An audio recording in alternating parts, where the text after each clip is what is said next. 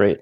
Well, let's go ahead and kick it off. Hello, everybody, and thank you for joining Reunion's webinar to discuss the draft reconciliation bill that emerged from the House this week. There is a lot of interest in this topic as more than 800 people have signed up for the webinar in the past couple of days. We are keeping it to just 30 minutes today, maybe 35 if Keith can spare a few extra minutes for your questions at the end. If you do have questions, please feel free to type them in the chat. They will only be visible to the panelists here. I'm very excited to have Keith back on our webinar series. Keith certainly needs no introduction in the world of tax and energy, but I will hand over the mic to Keith to provide a brief background on himself. Okay, I worked on Capitol Hill for Senator Daniel Patrick Moynihan, a former Harvard professor. He was on the Senate Tax Writing Committee. I was his tax counsel. Since leaving the Hill, I've been at this law firm and its predecessor. Norton Rose is the name of the law firm. It's a big British firm that goes back to 1794. I run the project finance group. Thank you, Keith. And I'm Andy Moon, co-founder and CEO of Reunion. I've worked in the solar and renewable energy finance field since 2008. A bit about Reunion, we work closely with major corporate taxpayers to purchase clean energy tax credits. Since early 2024, we have facilitated over $4 billion in tax credit transfers. In February of this year, we also launched a prevailing wage and apprenticeship compliance product to help developers comply with PWA in a streamlined and automated fashion. There may be other compliance requirements coming out of this bill that we'll dive into on this presentation. Next slide, Dennis. So I'll set the stage by going over briefly some of the major changes that we saw in the draft version of the bill, and notably for our audience here, accelerated phase down of the clean energy tax credits. There are credits that are available to support clean energy deployment as well as manufacturing, and those had a very long sunset or sort of availability window in the Inflation Reduction Act, and this proposal has proposed earlier phase downs for most credits. Transferability will be repealed with a transition period, and we can go over what that period is. There is also FEOC restrictions to ensure that the credits do not benefit certain foreign entities of concern. And finally, there are some corporate tax law changes that will affect corporate taxpayers, mostly by reducing their tax liability. So that's through bonus depreciation, Section 163J, and Section 174 R&D expensing. Keith, are there any major items that I missed here that we should add to the agenda?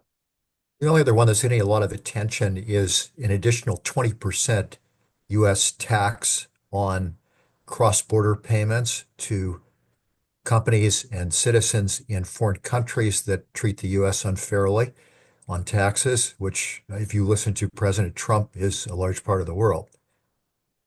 Absolutely. We'll go to the next slide and just we will note that it's scary what we just mentioned about the phase downs and transferability repeal, but there was clarity that these will not happen for a few years, and they certainly will not be retroactive. So this does give the market stability to move forward on transactions in the near term. We've already gotten an uptick in interest from buyers, and we do expect transaction volumes on the tax credit transfer front to accelerate through 2025.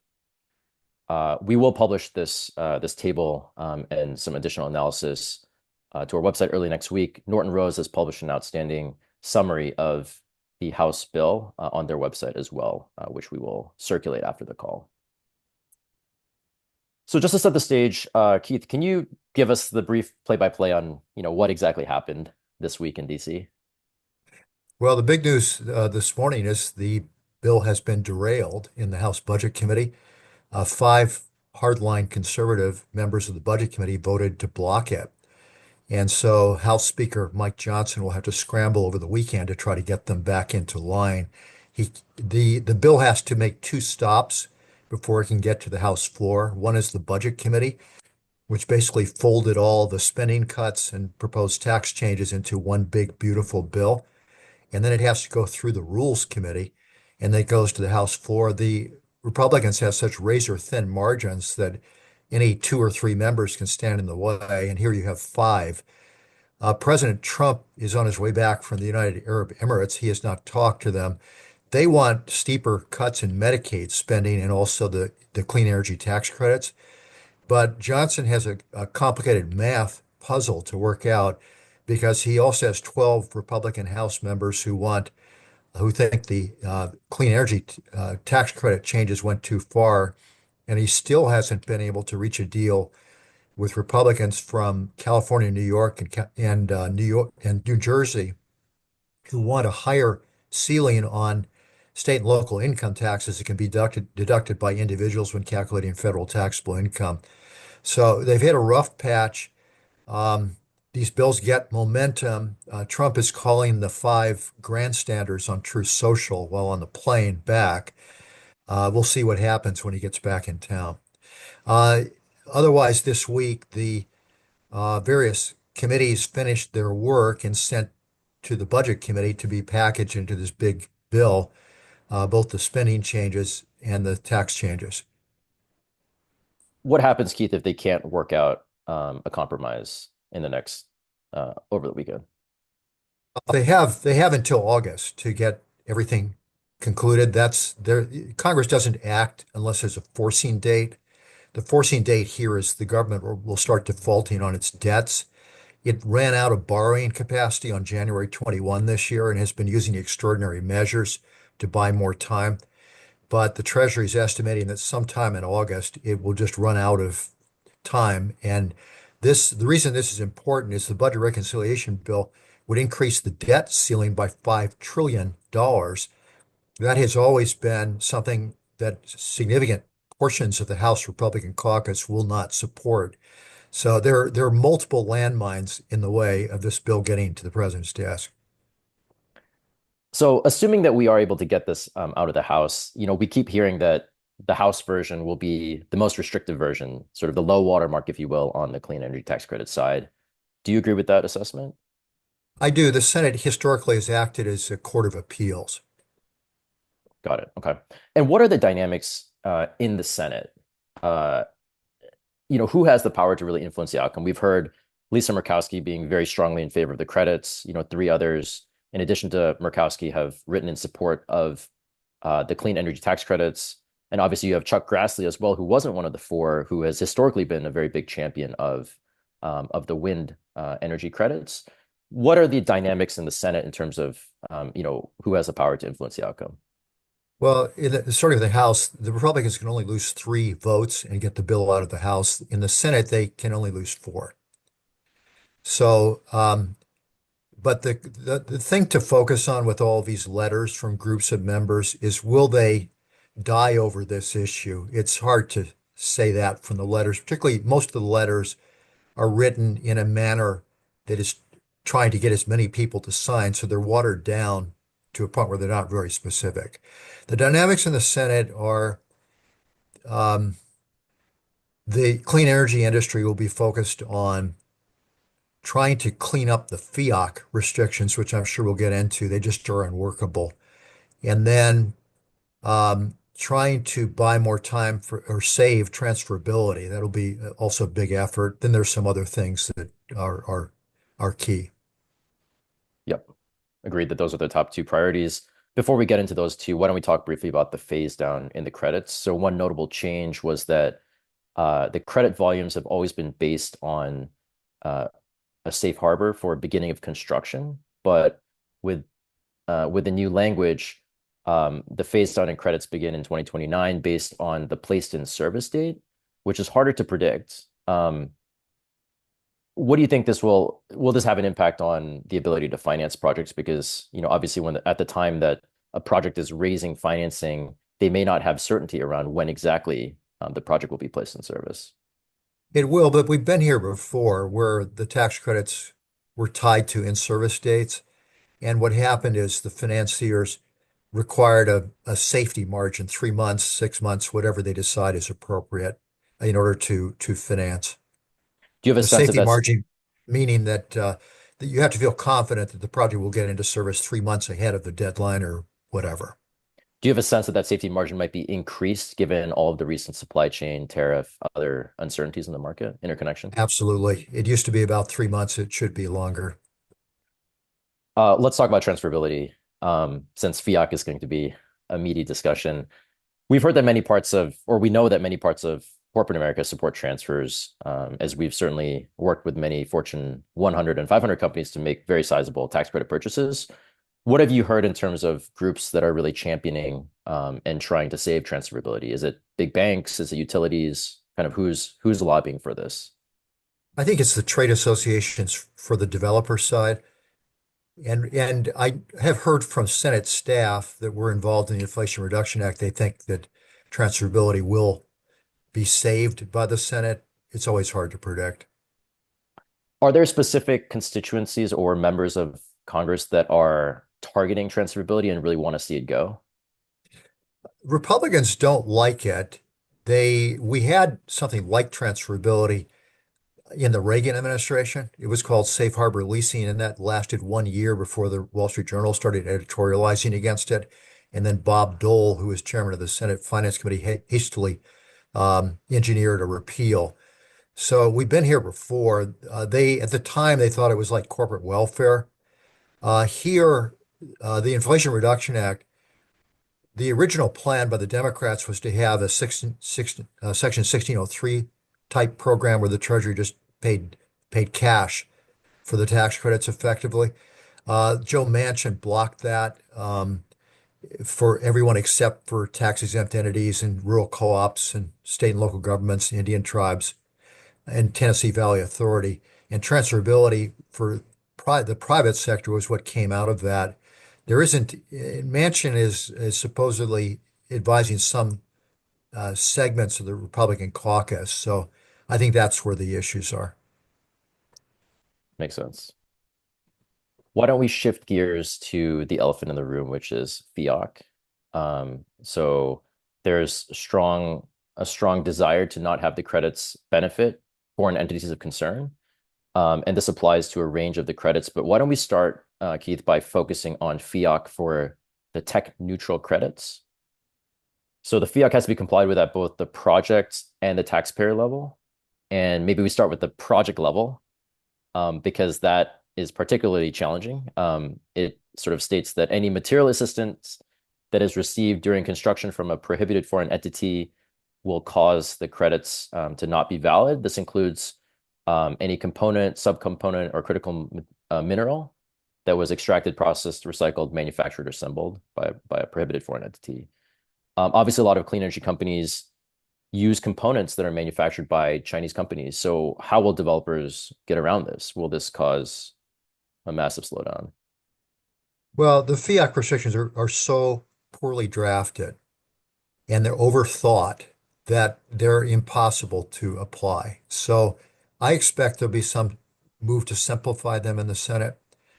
On the project level restrictions, there is an out, but you have to check 6 boxes to get out. One of them is the equipment cannot be directly acquired from a prohibited foreign entity. It's not clear whether that means the taxpayer must not have it directly acquired, EPC contractor, the turbine manufacturer, if it's Vestas or GE. So there are a lot of things that are unclear. I think the challenge here is that Treasury will have to fill in the details, and it will take it a good 2 years if it's inclined even to help. The good news is that these project level restrictions don't apply to any project that is under construction by what looks like August 2026. So I suspect there'll be a huge rush here to get under construction, and that would get people 4 years to pass the end of the Trump administration before they have to worry about this. Right. So we expect developers to get a big pipeline of projects that are exempt from FEOC and then have 4 years to transfer those credits afterwards. That's right. And we already have a big pipeline of projects that were under construction by the end of 2024. They're not affected by FEOC at all or by the loss of transferability. Yep.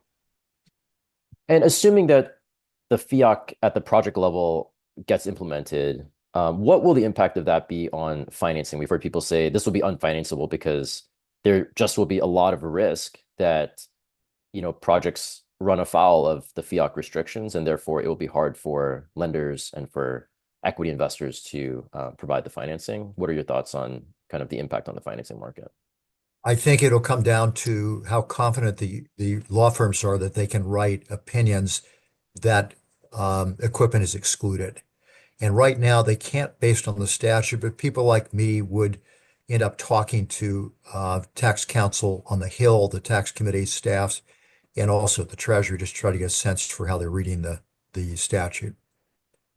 Makes sense. Let's shift and still talk about tech neutral credits, but focus on FEOC at the taxpayer level. So in 2026, there's any taxpayer that's a specified foreign entity, a defined term, will not be able to claim credits. But starting in 2028, a foreign influence entity will not be able to claim the credits. Is the definition of foreign influence entity clear enough? And can you maybe provide some insight there? Basically, these are very broad definitions, but the core is the 2026 limits apply to taxpayers who have more than 50% Chinese or other ownership, Russian, North Korean, Iranian. And then the ownership restriction tightens to more than 10% in 2028. But there's also a payment set of payment restrictions where you can't make payments for services, for example, to these prohibited foreign entities. I think the payment restrictions are the thing to watch, particularly for investment tax credit deals. You'll have to check every year for the next 10 years.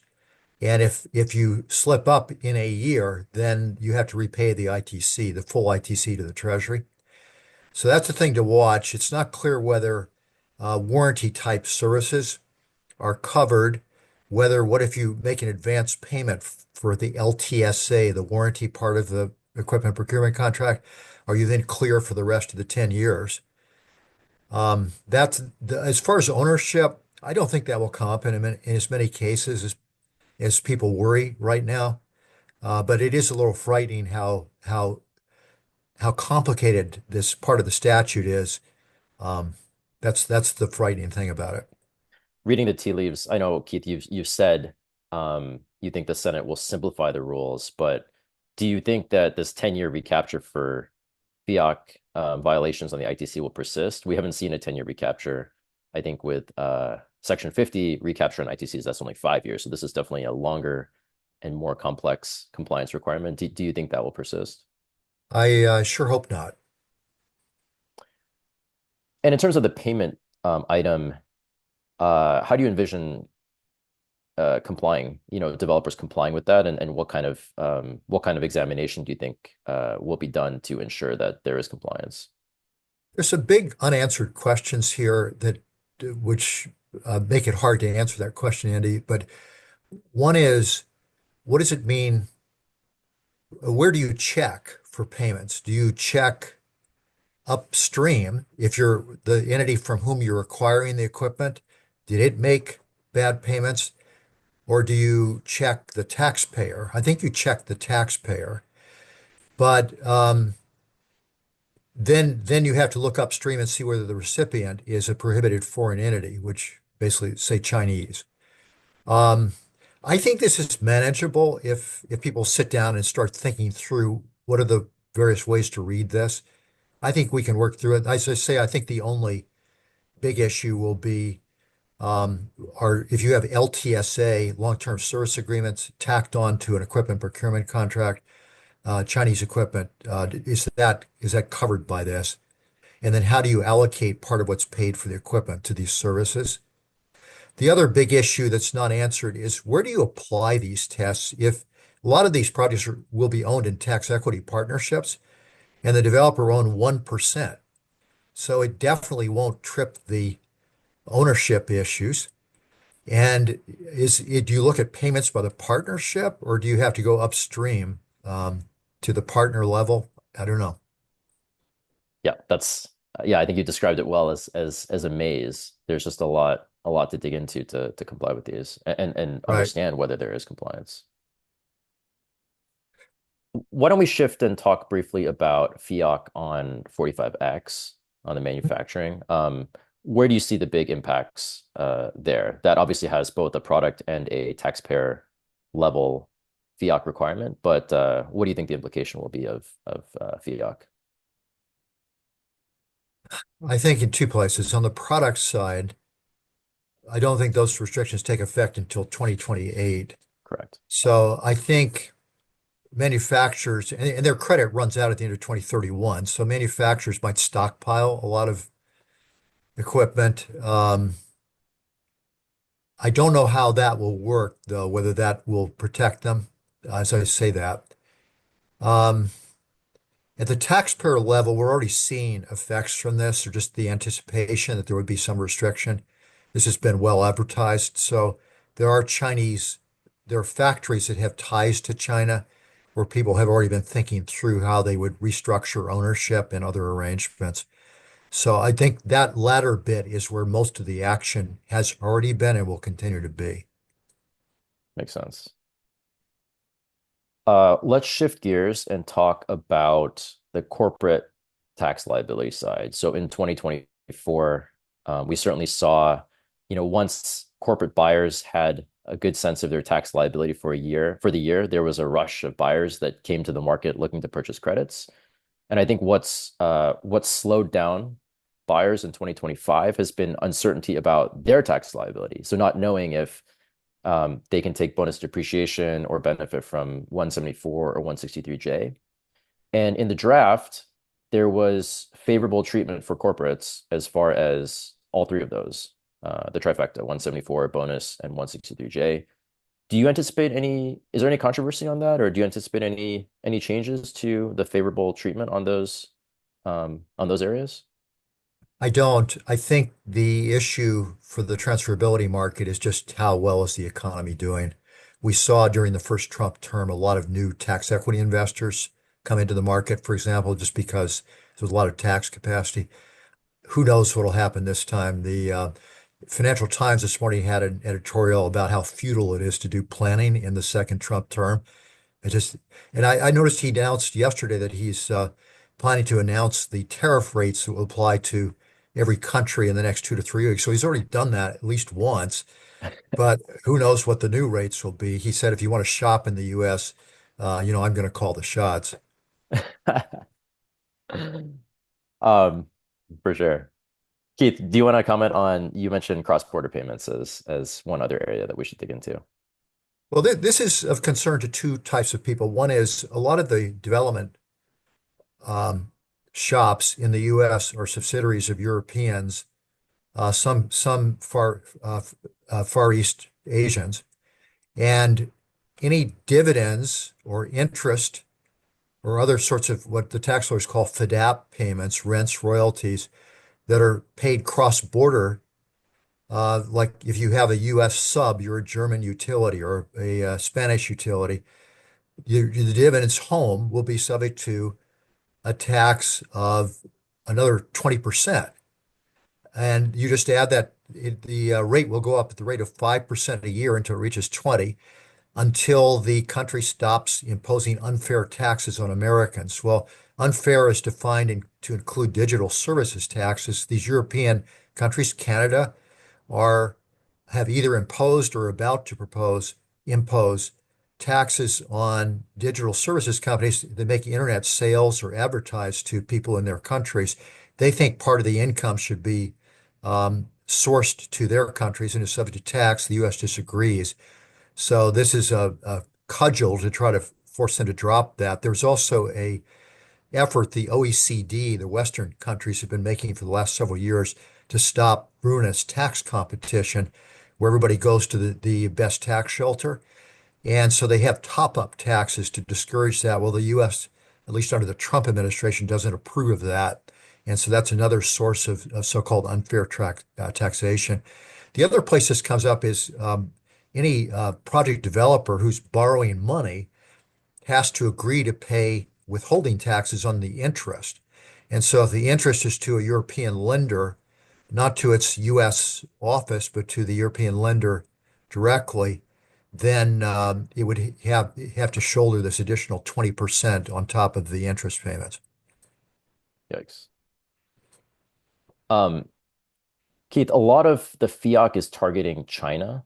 And given that there's recently been some warmer conversations between President Trump and his Chinese counterparts, do you see that being part of the negotiation in terms of, trying to relax the FEOC restrictions, which obviously are targeting China? No, because the things that the levers Trump has been pulling to negotiate with China are just things he's been doing himself. This would be in the statute. Now, I know he has ignored statutes, but this is a little hard to do in the tax area. Makes sense. Okay, last question for you before we go through some of the audience questions. Let's do our crystal ball. So, Keith, looking forward, as uh, look at these major topics and kind of how that will play through the House and eventually through the Senate, what's your best prediction on the phase down, transferability, and FEOC? I think the first question is, will the bill ultimately be enacted? It's going to be a perils of Pauline um, tale all the way to the end. And look at the Democrats. They also had to set aside the Inflation Reduction Act for a year until Joe Manchin got softened up. So that's issue one. If it does get through, the Senate will, um, I I suspect, simplify the FEOC provisions. It will, I suspect, be kinder on transferability. Whether it restores it fully, I'm not sure.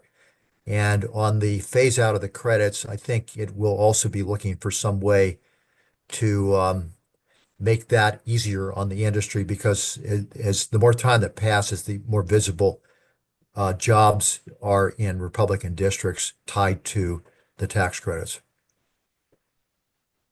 It's a great summary. We're almost at time, but we have a couple of questions here. So why don't we just quickly go through these? So somebody's asking, no transferability changes to Section 45 credits, correct? I'll answer that one quickly. So correct on Section 45 and Section 48, the Well, legacy I'm not credit. sure that is correct, Andy, on 45. After any sales of product after 2017, I thought let us check here.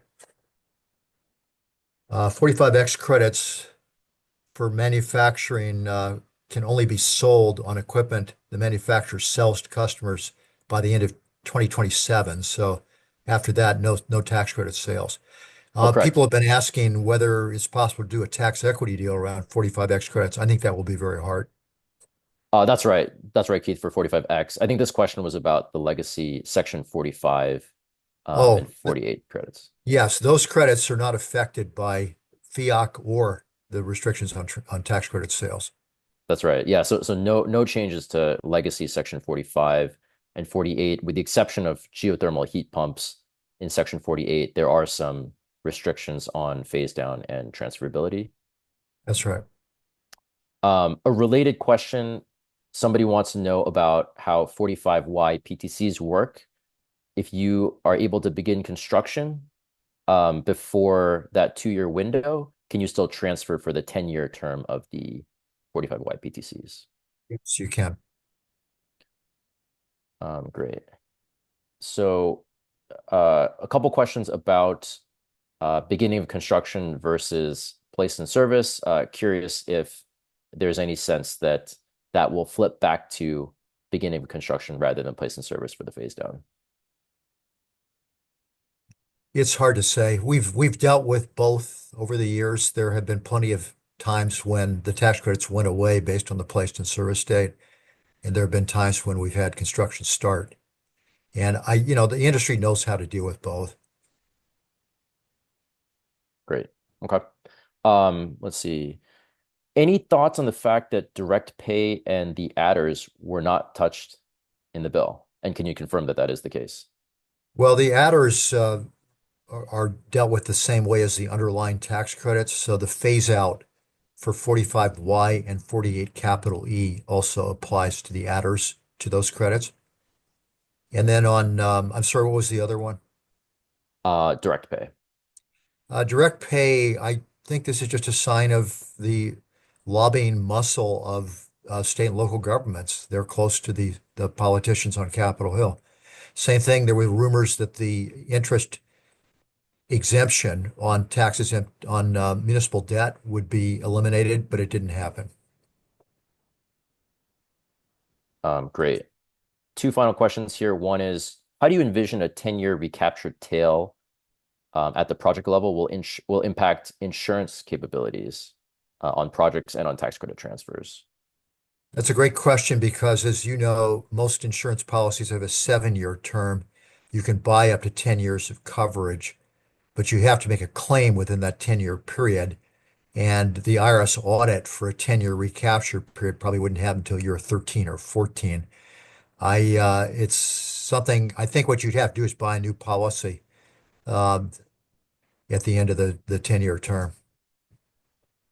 Fascinating. Okay, final question. Someone is asking about so when components were specifically targeted in the 45X early phase down, any chance that Senate will extend WIN to conform with the rest of 45X credits?